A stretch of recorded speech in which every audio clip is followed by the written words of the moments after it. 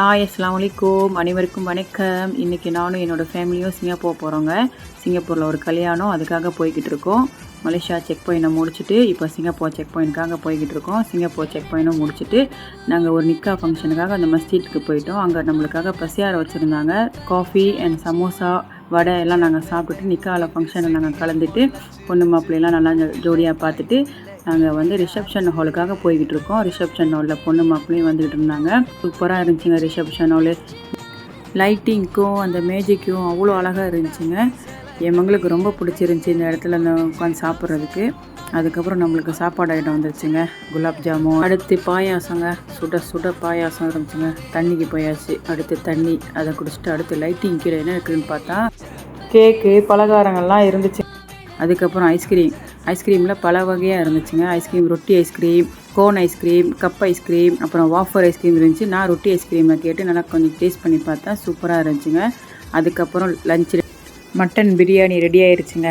ஒரு வெட்டிட்டு அடுத்து நம்ம வந்து பானிபூரி பக்கம் போயாச்சு. பானிபூரியை சாப்பிட்டு என் மக பாருங்கள் எப்படி சாப்பிட்றான்னு. அவளுக்கு ரொம்ப பிடிச்சி போச்சான் பானிபூரி.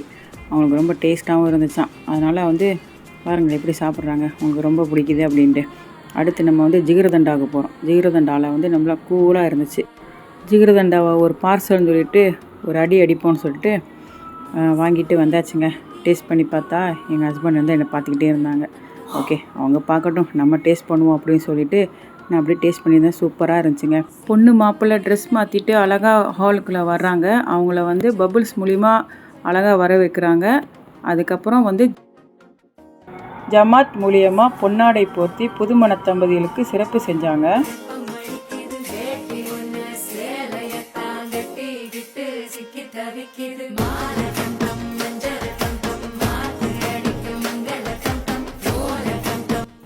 ரகுநாதபுரம் ஜமாத் வந்து ஒரு அன்பான பரிசு கொடுத்தாங்க.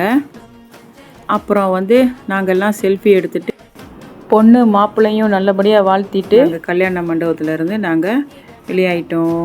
பாய்.